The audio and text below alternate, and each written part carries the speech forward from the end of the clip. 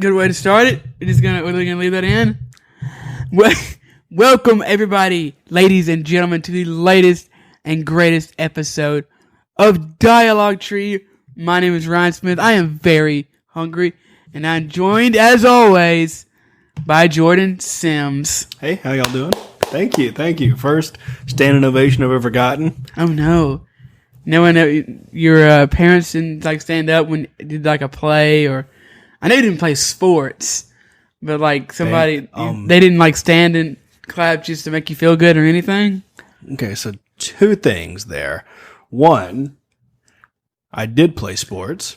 Oh, that's right. You were an elite athlete. Elite athlete in baseball, soccer, ultimate frisbee, disc Why golf. did you play sports? Because I know you don't like them. Maybe I know you don't like baseball or anything like that. No, I actually Pressured by. I actually got a detached retina from playing baseball. That's awesome. Yeah, it was pretty legit. Yeah, then man, my mom sounds got me this plastic Bane looking epic. helmet that I have. I think the doctor got that. No, the doctor said, just let him suck it up. He'll be fine. Okay, so it wasn't like a prescription? No, it was like a thing we bought or ordered online or whatever. It was a face guard. This dude was walking around never mind, you wouldn't know who that was.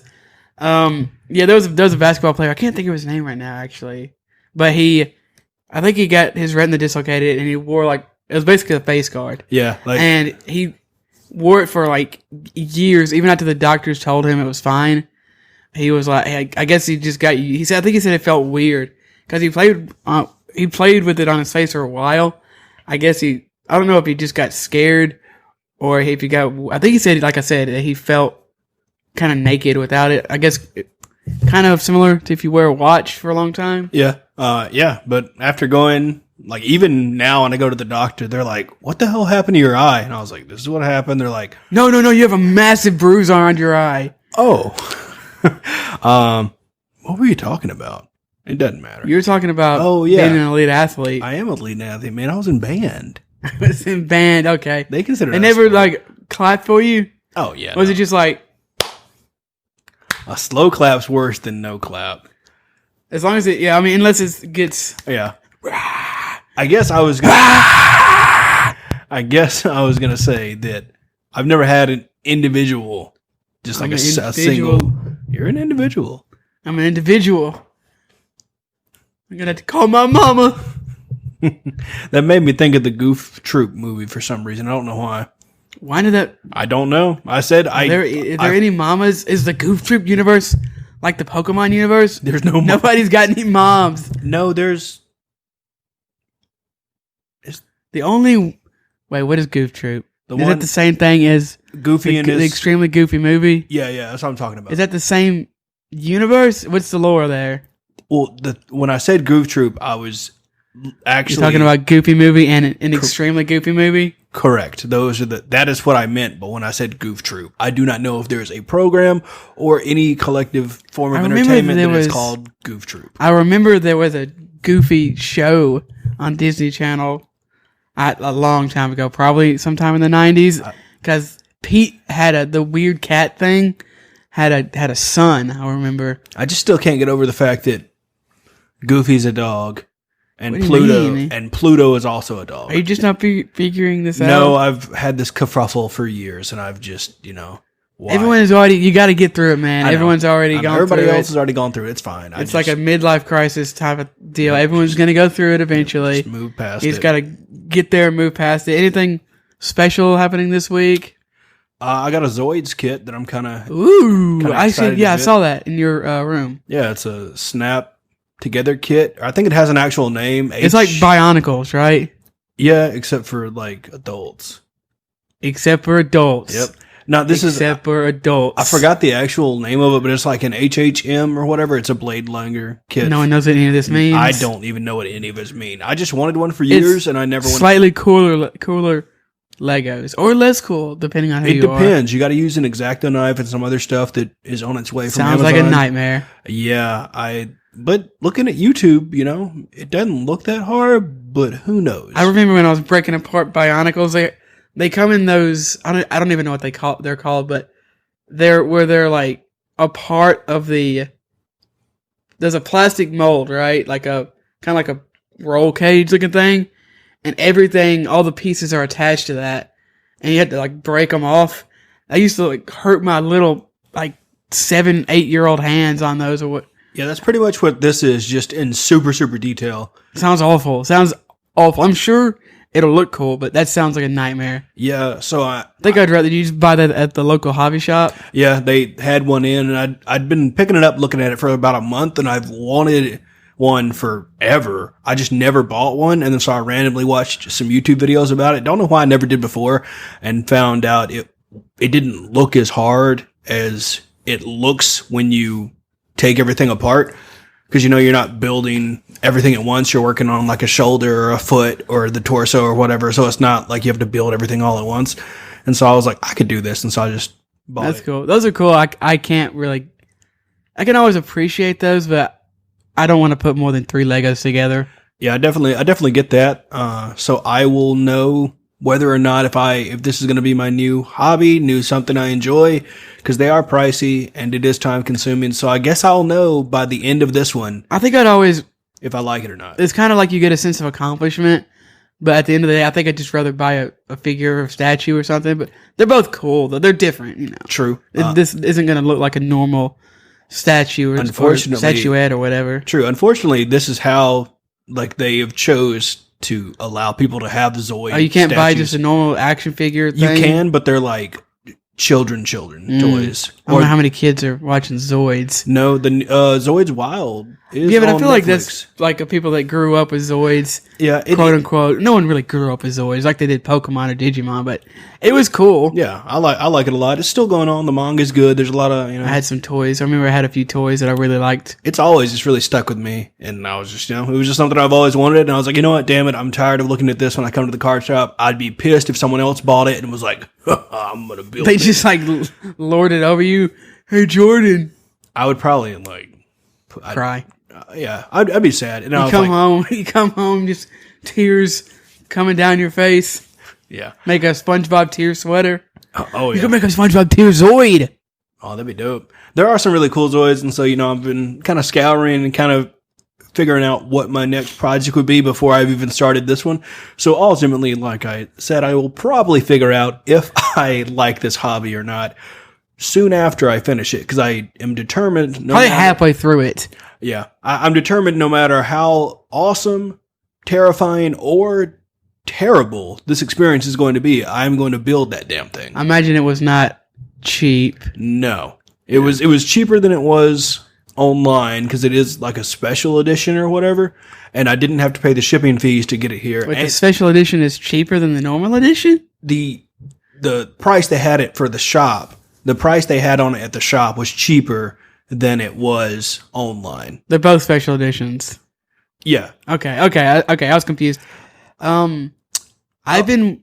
Anything else? I started playing Far Cry 3. Oh crap. Okay, yeah, that's actually big PP. Yeah, that's relevant. Not even gonna go into the rigmarole I had to do to launch that game. Yeah, I forgot you bought it. Yep. It was used one of my Epic coupons on it and had to go through a whole rigmarole. How much was it after that? $10. After the Epic coupon? Mm-hmm. I thought it would be like $2. No, it was sitting on, like $15 or whatever. So that'd be $5. Yep. Math. I can always I'm not even good at math, but I can always count on Jordan to make me feel a little bit better about that. And I don't know how far I'm into it. I've gotten some of the radio towers and stuff, and it actually kind of makes you want to do some of the side quest. Oh yeah, that's like the point, kind of. Some of the stuff in that game is fucking insane. I love Far Cry 3. Actually, it's the only one that I really put any amount of time into. It's the first and only Far Cry game I've ever played. It is kind of crazy because I was like trying to battle these pirate dudes, and he's like, "Get him, there he is!" And then the guy goes, "Holy shit!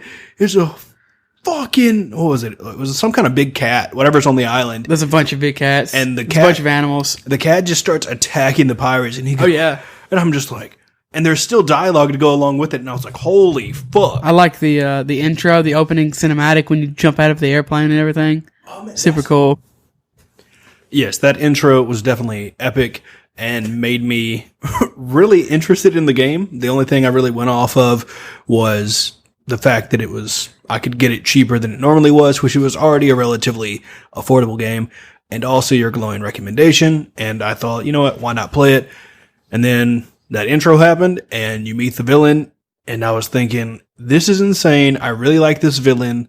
This is actually an interesting story. I'm going to keep playing it. The guy who plays the villain is from... Does he play Tuco? He plays somebody in Breaking Bad. Oh, okay. Cool. I can't remember who, though. I haven't played that game or watched Breaking Bad in a long time.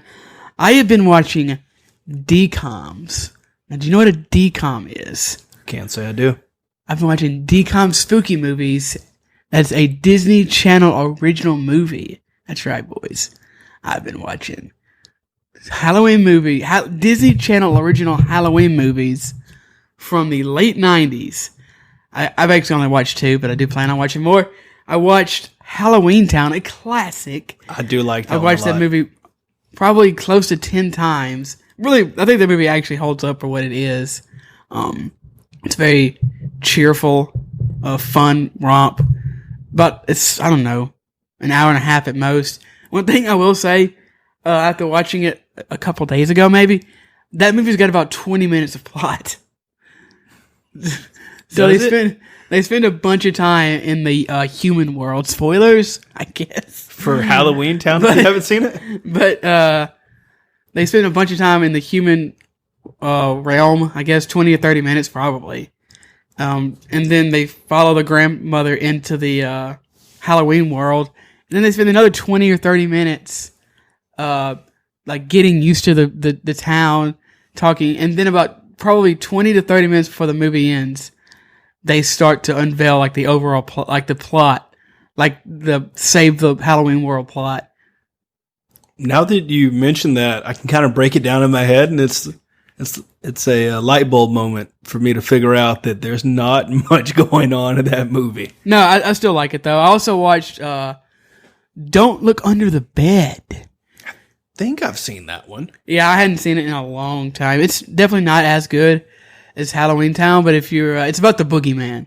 Don't Look Under the Bed, boogeyman. Yeah, I figured that. Also, I really thought it was Gilmore Girls when I came in. Yeah, really did. Did you? I thought that was just James making a dumb joke. I legit looked like I got a scene out of Gilmore Girls, mostly because it was a couple white women on the screen. I'm pretty sure the boogeyman was on screen at that point. Maybe, I don't know. I might have just looked at it real quick and it just blurted out the first thing I thought of because I was thinking about Golden Girls, and then Gilmore Girls is kind of, Okay, yeah. But yeah, that's definitely not as good. But if you're looking to watch a dumb Halloween movie that's not scary at all, I guess if you have Disney Channel, Disney Plus. Disney Plus, that's where I've been watching them. I want to watch maybe Halloween Town 2. There's actually like 4 or 5 Halloween Towns if you didn't know. But Hocus Pocus is on there. That's a fun movie. That's a classic one. Is Charmed on there? What? Charmed? No, Charmed is a series. That's not a. That's a series. It's not a Halloween movie? No, not that I know of. I looked. Okay, fair enough. I think all of the Halloween movies. I'm pretty sure Charmed is like a mid 2000s drama with starring like 4 women in their early 30s or something. Maybe I just thought. I'm pretty sure Charmed. I don't know. Beetlejuice. You're just naming horror movies now. I was going to, and then it. If you let me finish. Phantom of the Megaplex is kind of like a Phantom of the Opera clone, except they're in a movie theater. I'm sure I've seen that one. Yeah, I've seen it, but I might watch another one tonight. It might be fun. If you want to join me, obviously. It's your living room too. But also, Mom's Got a Date with a Vampire. That's a classic. I haven't seen that one in oh man, many moons. Yeah, that is a good one. That'll be fun. Oh man, it's reminding me of all these old school style movies I like now that I don't ever really see a lot. Yeah, they're fun and goofy. They have a relatively low budget. Oh, there's one about a mummy, where you have to help. They have to help a mummy or something. Mummy, I want my mummy. I don't know. I can't recall that one. That Trigger Thought. Trigger Thought. Tangent Thought. Whatever. Sounds like an anime attack. Oh. Trigger Thought. No, that reminded me. There's a miniseries anime where they have to take care of a mummy. It's like a small little baby mummy, and I don't watch anime. I know, but I do. One Piece isn't an anime. I just want it. I know it's a It's a way of life. No, it's a I have Luffy's straw hat tattooed on my head. it's a stylish representation of a real world story. Yes. And they're having a Netflix adaptation, which I have zero hope in. I don't. You have anything else to say though? No. I don't really have a whole lot. Half-Life 3 is interesting, and I'm excited. Half-Life 3. Oh my god! I'm so Oh, we've just revealed it. We have to cut it. Cut the feed. Put like a sound. And you'll cut this out, right? I don't know how we're whispering because if this is cut out, they can't hear it anyway. This episode is actually about the documentary that just came out on CBS All Access, titled Console Wars. If you want to get access to these, at least in the United States, it is available. You can get a 7-day free trial. That's what I did, and it came out on September the 24th of this year, 2020. Apparently, it was supposed to premiere at South by Southwest, according to Wikipedia, but was canceled due to some, I don't know why. Couldn't imagine any reason for an event with a large amount of people attending to be canceled this year. I can't think of any reason either. But it's also based on the 2014 book by Blake J. Harris, who is also one of the directors. And I don't know, I guess we can just talk about, I don't want the plot and what we thought about it, etc., so on, what we always do when we do little reviews. What did you think about it? I liked it. I liked it a lot. It was fun to see another documentary about video games, something I obviously thoroughly enjoy. It's like watching a good behind the scenes of a game you like. Yeah, I could see that. I think it's a good companion piece to that documentary series, Netflix original High Score. Yeah, they go into similar topics. I was going to say, it almost felt like a sequel, or even like it added, a little bit more to the recipe. I would watch another documentary about this particular time period, or maybe something a little more current. Oh yeah, you know what? I don't really care about current stuff. I never have in history class. When everyone was always like, "Yeah, we can talk about the '90s," and I'm like, "What? That's a good point." Who gives a shit about the '90s? I want to hear about the 1490s. Bitches were fighting with halberds. That is pretty badass. I don't know. It's just really cool because, now we just have everything at the tip of our fingertips, live streams, tons of information about the coming ups of the next generation and YouTubers and everything. And so you kind of see how exactly this next generation is being made and everything. It's kind of like a live documentary with, the Xbox Series X and the PlayStation 5 and stuff. You have all these events and all these YouTubers and stuff covering it. So you kind of get a lot of different perspectives and just their thoughts and stuff. And you can kind of just see everything kind of growing and evolving. And then they're like, here it is. You can own it now, which is way different than it was back in the day. That's definitely true. I mean, YouTube wasn't even a twinkle in Google's eye when Google wasn't even a company for a lot of this. Yeah, it was a lot of the times of, hey, I saw this commercial. I got to explain to my parents what a video game is. And why I should upgrade from the, you just got a Nintendo. Why do you need a new one? Mom, this one, can't play the old Mario. That one's lame. Yeah, it was, looking back, obviously I don't remember all the details of the conversation, but it was definitely one of those things where you had to get all your facts together and plead your case of, this is why you should spend your hard-earned money on me for this Christmas. So, the documentary focuses mainly on the Sega versus Nintendo console war. Tom Kalinske, who is a former renowned toy marketer, hired by Sega to take on Nintendo, who at the time had control of over 90% of the video game market. I think it was like $1 or $2 billion, and they had 95% of that. It was really cool to see. I like how they tie together all the details and how they give the backgrounds of a lot of these. I almost called them characters, but they're people. They're real people. They are real people. Like Tom, he helped develop He-Man and but he helped revive Barbie and stuff like that. And so it was really cool to see, also kind of living during that time period. It was kind of crazy to think back. Holy crap! He's I don't know if he's directly the reason. I think you were like an infant because I was an infant. Probably at And some of this I wasn't even born. True. I guess I'm just like looking at the grand scheme of things and thinking like, wow, he's the reason Barbie's an astronaut. Not directly. I mean, he had a big hand in. Apparently, they were saying that a lot of people were saying that no one likes Barbie anymore, and he's like, "You're crazy. You should just like basically do more with Barbie. Don't just put her in a house. Let her be an astronaut or whatever she wants to be." Yeah, it was. I don't know. It's just really cool to see how they did marketing back then. He's crazy. I was definitely impressed with how good he was at it as well. Oh yeah, it was definitely one of those things where I was like, "This is really cool," and I feel that I can appreciate this program more because I actually do enjoy video games, but I think that people that don't enjoy video games would still thoroughly enjoy this and get information out of this. I mean, they would definitely get information. I don't think they would enjoy. I don't know, because it is well produced. It's well made.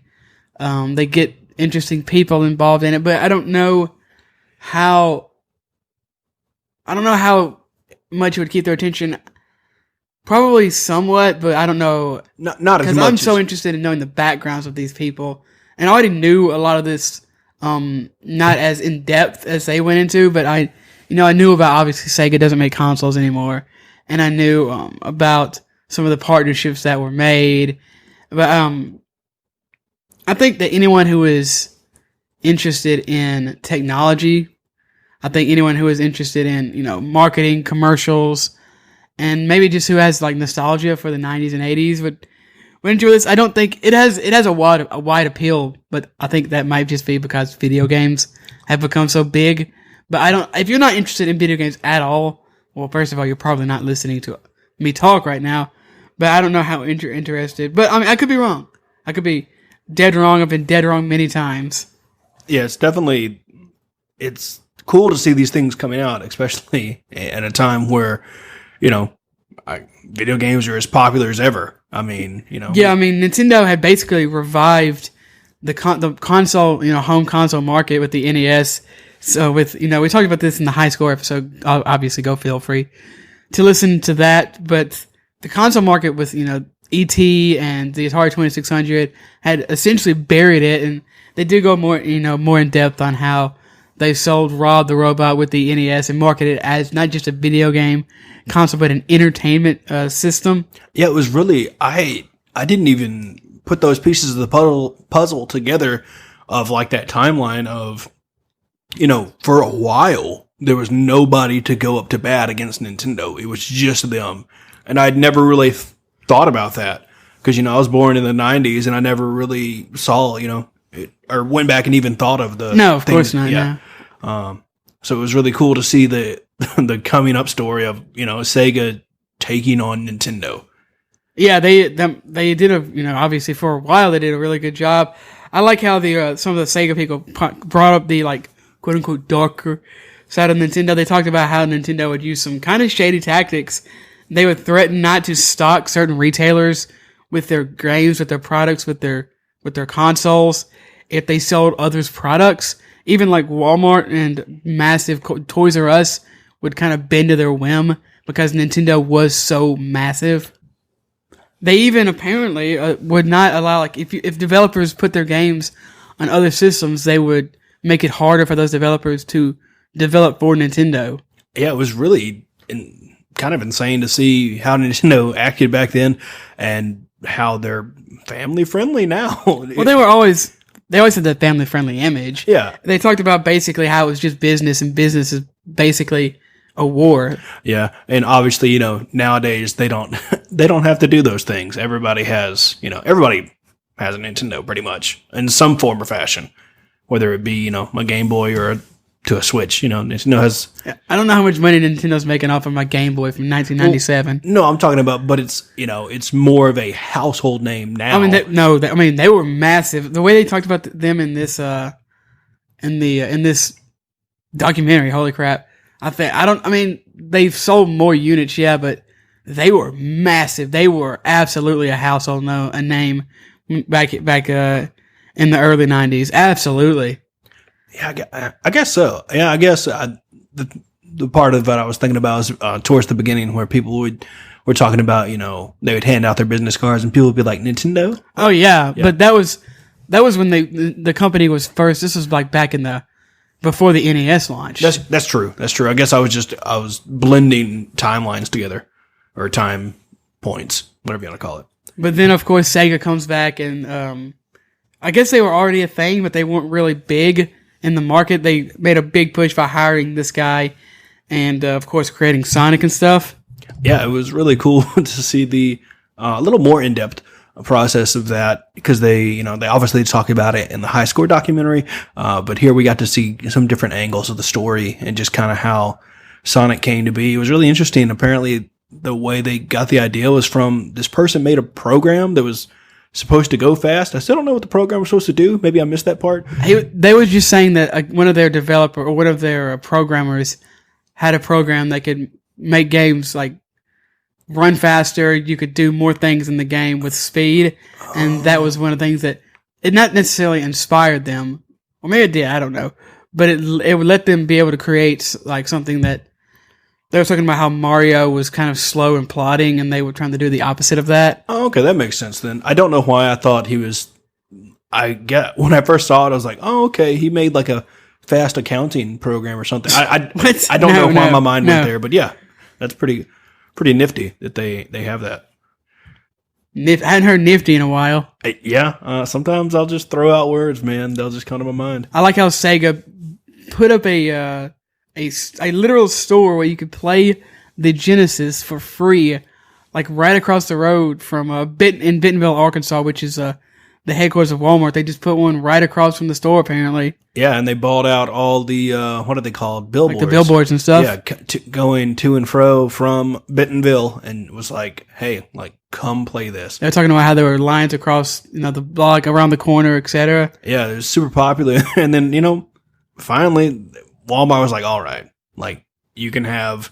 I think they said 4%. You could have a 4 foot. 4 foot section of the store. Yeah, and which was got their foot in the door. Yeah, which is a ton. 4 feet. I mean, Nintendo was talking about how they had like 20, 30, 40, 50 feet. Like 50 feet. Yeah, I did really like the obviously the B-roll or the footage, whatever you want to call it. For this, they showed a lot of things that obviously I'd never seen. It was really cool to see just an electronic section of a store just all be Nintendo. It was kind of insane just to see that much Nintendo real estate, and it's just now obviously it's a healthy mix of all three, but it was intense. Yeah. Oh, yeah. It was this got very intense. I was surprised. I had heard for years, people that are older than me would talk about how console wars aren't like they were.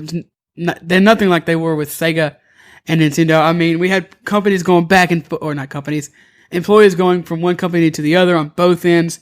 They were calling each other names. One of the, I think it was one of the VPs at Nintendo wrote a poem to Sega basically saying, we're not going anywhere.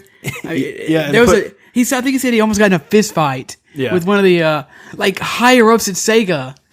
It's just like, what is going on? It was hilariously insane to see people in these high positions that are just getting so adamant towards just up at it, puff chest, ready to throw down. What's really crazy to me is that Sega Japan started becoming that way towards Sega of America.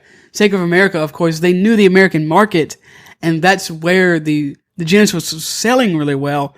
They're the ones that decided to give Sonic the attitude and the way that the marketing with the crazy commercials.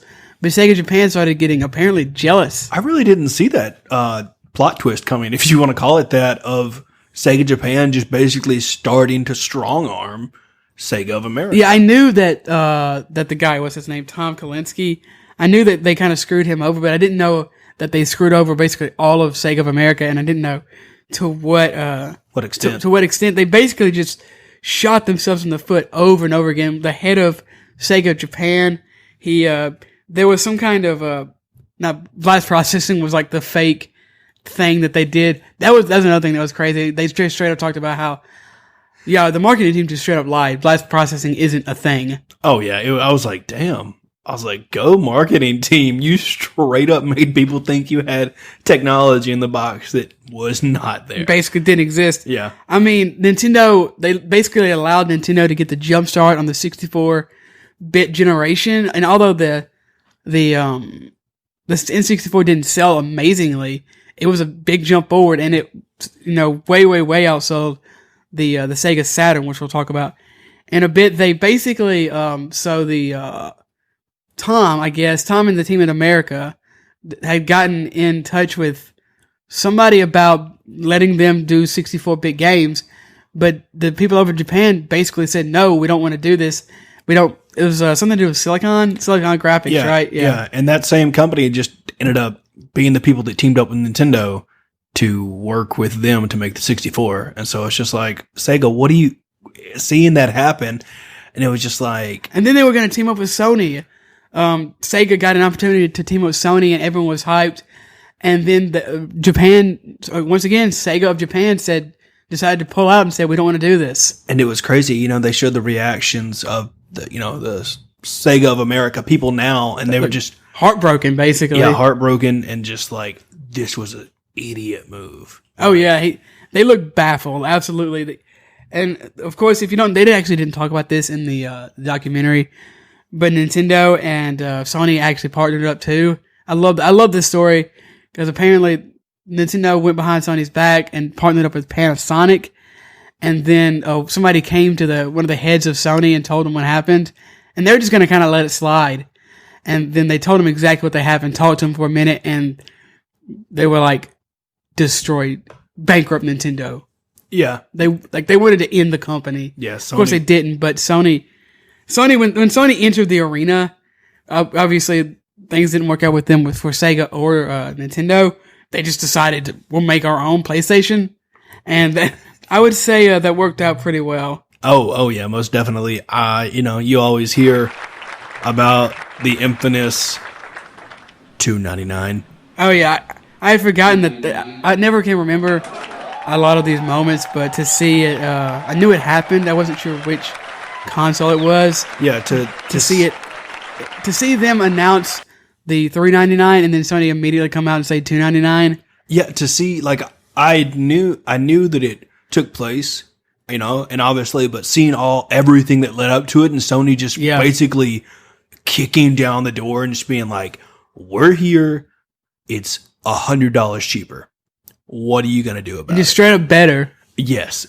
Just straight up. Oh my gosh. There was that. They were talking about how like the graphics were ugly on the Saturn. These are Sega employees, by the way. Yeah. What is it? There's the thing that that Tom said that you said you were amazed by what he said, but I can't remember what it was. It was in an interview like right before the announcement of the Genesis. Oh, he was basically, he said something like, I wish we could, he was talking to a reporter. He said something like, I wish we could lower the price. I think it would sell better if we could, but they won't let us. Yeah, that's right. And then they obviously cut to the footage of the announcement of the Sony PlayStation of $2.99. And it's just like $2.99. Holy crap. It showed the crew of Sega of America, and they were basically like, that's it. Like, we can't, they won. Yeah, they're like, we're fucked. They obviously didn't say that, but still, it's just. And I mean, honestly, they were completely right. The Sega Saturn sold less than 10 million units. Like I said, the Nintendo 64 did okay for the time, not so good as compared to today's numbers. They sold around 30 million units, and then PlayStation 1 sold around 100 million units, outselling the Nintendo 64 over 3-1. Yeah, it's insane. Makes it even more insane because I had both a 64 and a PS1 growing up. I can't remember if it timelinely lines up. I don't know why I couldn't figure out the word I wanted to say right there, but I don't know if it lines up for us having both of them on release, but I do remember vividly that we did have both of them. Oh yeah, I mean 30 million people, that's a lot of people, so it makes sense. And once you narrow it down to children who were, young during that time frame, it narrows it down even more. And then you got to narrow it down to children who are interested in it. You narrow it down enough, it makes sense. I had a PS1 and an N64 as well. It wouldn't help Sega at all but I would like to own a Sega Saturn, just to put it like in a box, like in like a display. Just put it in a drawer? No, to put it like in a display case. Oh, I don't care about the Saturn. I'd rather have a Dreamcast. I didn't even have a Dreamcast, but I think that has more significance, and I like the design better. It's got like the Naruto Crunchyroll design on the back. That I think that the Dreamcast had a lot of neat ideas. They talked about like some of the ideas that Sega had, such as they introduced a lot of online play super early on, but in the end, because of a lot of the actions of honestly Sega Japan, they just couldn't compete with these studios. I like how Nintendo basically just held strong. They employed a lot of the tactics in the end that Sega did, but as far as their games went, they just kept making good games, and that's all that mattered in the end. Yeah, it didn't come down to color or anything like that. It just was Mario's good, and so is all the rest of the stuff Nintendo's coming out with. Yeah, I definitely would recommend this. I think it's great. I think that if you're super into video games, it's even better than if you're just kind of, the more into video games, the probably more you're going to enjoy this. I think it's neat and interesting insight. It's not the deepest thing in the world. I mean, you could probably go read the book that this is based on, and it would give you more information. This is only an hour and a half and some change, I believe, long, but it's totally worth it. Like I said, just get a free CBS Access All Access trial, or if you already have CBS All Access, obviously you can get it that way as well. Yeah, definitely. It was an enjoyable watch, and like I said, I'll keep watching these because I thoroughly enjoy. I didn't think that I'd enjoy watching documentaries about video games. I'm not a big documentary person. They kind of put me to sleep sometimes. Well, maybe that's because they're not things that you're interested in. True. I tried watching one about ancient aliens in the pyramids or something. Aliens? Is that what you're talking about? Yeah. That is not a documentary. That's a meme. That show is a meme. If anyone is interested in documentaries, I know I've talk about them all the time. But NoClip on YouTube, absolutely fantastic little mini documentaries. I need to check those out. I've been watching a lot more. What are they called? Hentai? No. It's basically like videographies where people, it's like they're whatever you just said, but they're not. Like video essays. That's the word I'm looking for. Okay. They like take a topic and they just talk about it for 20 minutes. I like Clean Prince Gaming. I think he does a pretty good job of those. He has a lot. Okay, I'll have to check him out. I don't think maybe I've seen a video in passing. He does video game stuff. He has some other channels, but that's his biggest channel. Okay. Like I said, I really enjoy this. Highly, highly recommend it. Before we go, I do want to, if you don't know, recently, like a few days ago, Nintendo has announced that they would stop selling. Not stop selling. They're not going to stop selling it until it sells out. But they announced that they're going to stop manufacturing the 3DS. Rest in peace, 3DS. So I wanted to kind of talk about not necessarily our memories or anything, but also get a new one while you can. Buy one in the box if you are scared that your other one's going to break. But and you don't want to have to buy one at a higher price on eBay or something. But I just think that the 3DS was an awesome console. It sold almost 80 million units, which is obviously great. It had so many. I'm just going to look up the games real quick. Games on 3DS. There's so many that I still haven't played as well. Yeah, it's one of those consoles where I always have to remind myself that I have one because it's just not always there in front of me. Yeah, it's kind of weird to play a handheld when you're at home. And if you want to do that, you can just play the Switch. Obviously, they don't have the same games, but it has newer games, bigger screen, better resolution. True. Etc. I still have fond memories. I'm not a huge Resident Evil fan. I've played a lot of them, actually. You have to talk about the Resident Evil games on 3DS. I like Resident Evil Revelations 3D on 3DS. It's not a bad 3D experience. I've heard it's pretty good. You cuddle up with some headphones and in the dark, and you turn on the 3D and you play Resident Evil, and it's a good old fun time. I'm looking at this list. Of course, Fire Emblem Awakening. They got several Pokemon games. I actually love Pokemon X and Y. The Legend of Zelda Majora's Mask, which I know people don't love that re-release, but it is there. Ocarina of Time. Of course, New Leaf is amazing. There's just a list that goes on and on. You could buy other older games like Pokemon Red and Blue. True. One 3DS game that I played that I thoroughly enjoyed that I have to recommend to people, and the only reason I remembered it is because it's on this Wikipedia list. It is called Attack of the Friday Monsters of Tokyo Hotel.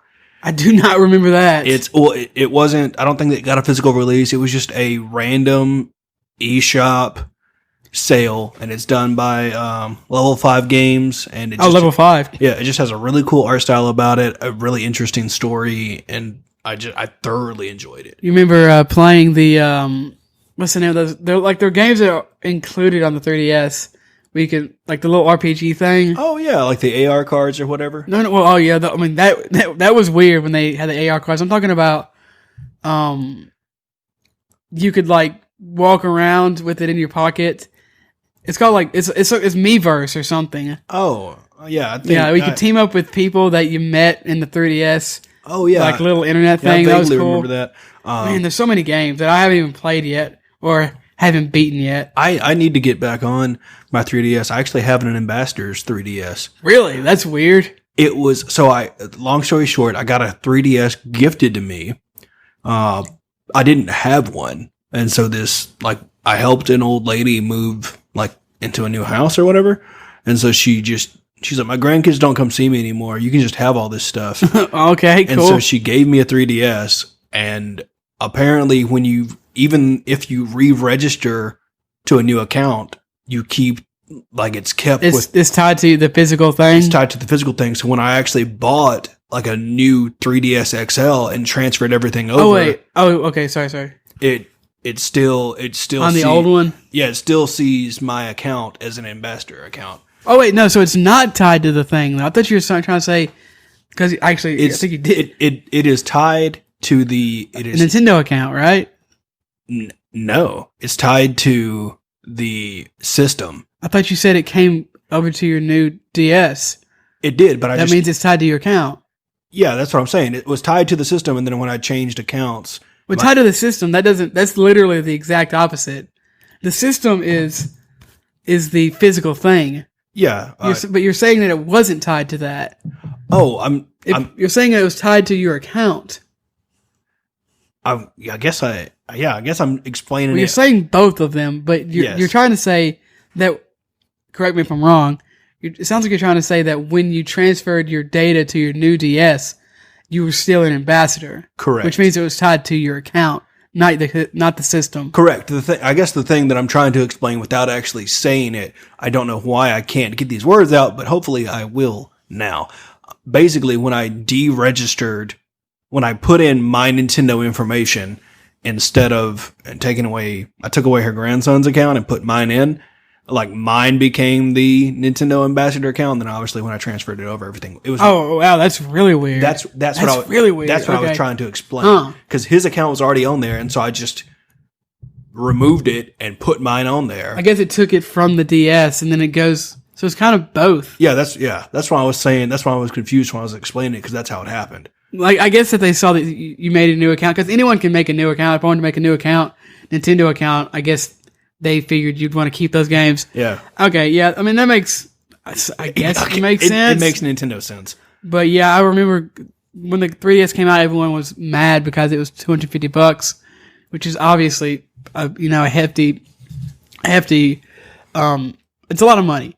And, of course, I had to have one. I got one. But then the new 3DS XL came out, and I think GameStop was offering like $100 if you traded in your old 3DS. That's pretty good. And I think I got the new 3DS XL for like $100. That's awesome. Which is what in the hell just happened? Yeah.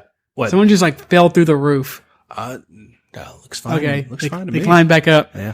I have a lot of good memories playing this with my, especially my brothers. We played a lot of 3DS, years ago when it very first came out. I still can't believe this came out in 2011. I can't either. I didn't get one probably until, I don't know, probably like 2 or 3 years ago. I probably got one Christmas. Wait, what? I mean, I probably didn't get one that I was actually like mine, like a new one. Oh, right, because you stole one from that kid. It was gifted to me. Yeah, I remember the reason I bought a new one is to get, what is it, Monster Hunter not Monster Hunter 3 or whatever. I mean, my friend wanted to play it together, and it was How did that go? it was scuffed. It was, holy crap! It was a terrible experience. I think we maybe played together once or something, or it had to be something. You know how Nintendo online is. Yeah, it's bad. For the Switch. Heaven forbid! Oh my god! I can't even imagine trying to play. I think the only game I ever played was probably Pokemon with multiple people on the Switch. When I said me and my brothers played, we basically just sat around one of our rooms and talked while we played. Yeah, this was not a it was not a pleasant experience. And then obviously I played some games here and there, and I'm looking forward to continuing playing this. I want to play some of the other Fire Emblem games. There's a Donkey Kong game I think that's supposed to be good. I want to play Bravely Second, Kid Icarus looks good. I want to finish Samus Returns, the Mario and Luigi RPG games. Some of those are on there, etc. And so on. This is another I think really good deal. If you can get, you can buy the 2DS XL now that still has the clamshell design. I think if you can get one of those for a good price, there's a massive library of great games on this system. Did you ever use the 3DS functionality? Yes. Really? In the Revelation game, like I was talking about, and the Monster Hunter game? Yeah, in the Monster Hunter game, and another game that I played that I can't remember off the top. I hated it. I used it for like 5 minutes and turned it off. But it's not even really 3D. It gave me was lightheaded. Oh, it did hurt my head. Yeah, I didn't like it at all. I powered through it. Played a lot of original DS games on it too. Oh yeah, those are nice. Yeah, I need to go back and play Golden Sun. I just need to do it. I need to add it to the list. Again, you already played that. Don't you like that series a lot? I do. Yeah, this would be if I went back and played it again. It'd be the third time I've played the series, which is saying a lot for me. I don't usually go back and play things. I don't know if I ever have. I'm sure I have. Yeah, I probably have. Oh, I forgot that New Leaf was on. Yeah, I said that a few minutes ago. Yeah, New Leaf is arguably the best Animal Crossing. I can't. I was shaking my head like, "Yep, that's right," but I can't speak to that because I've only played New Horizons, right? I've only played New Horizons. I'm about to get back on that. I think when this Halloween update comes up in a couple days. Stuff. I still haven't watched that announcement. I need to see what they announced. Halloween stuff. Well, I know, but I want to see if it makes me go, oh, or if it makes me go. Because I've been playing a lot of Stardew Valley, but I'm getting a little tired of that.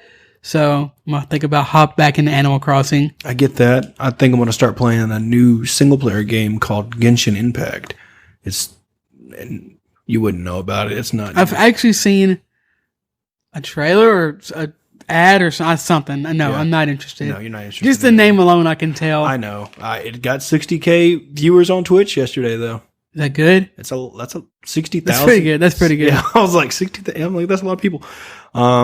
That's going to be it for the show, though. You can. Oh, unless you got more to say. No. Rest in peace, 3DS. If you don't have one and you can afford one, definitely recommend it for sure. You can. End of a generation. Yeah, you're right about that. You can reach out to the show on Twitter at A Dialogue Tree. That's also going to be our Instagram handle. And hang on. Now, when you say you can reach out to the show at A Dialogue Tree, where can they reach out? Thank you. They can reach out to the show on Twitter at A Dialogue Tree, as well as Instagram at A Dialogue Tree. Our email address is also going to be adialoguetree@gmail.com. You can listen to the podcast wherever podcasts are found. That includes such gems as Amazon.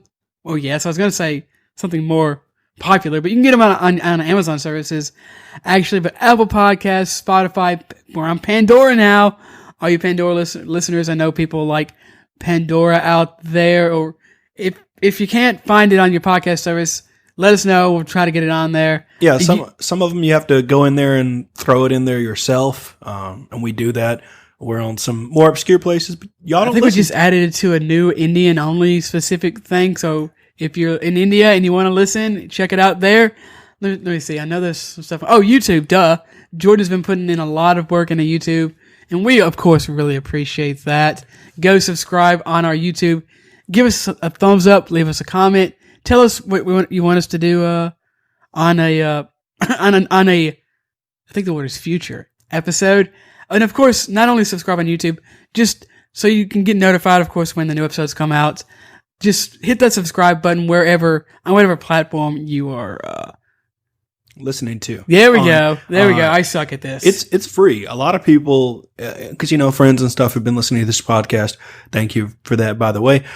They automatically assume the word subscribe is tied to payment, and it's not by any means. You can subscribe for free, and we definitely appreciate y'all listening to us. Leave us some reviews on iTunes and everywhere else you can leave reviews. It's greatly appreciated. Y'all have a great week. I still don't know how to close out. Just like this. I gotta cut this right. Mm-hmm. Okay.